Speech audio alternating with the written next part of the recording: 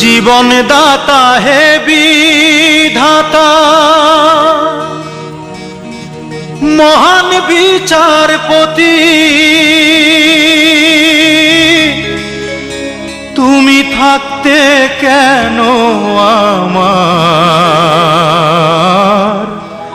করুণ পরিণতি।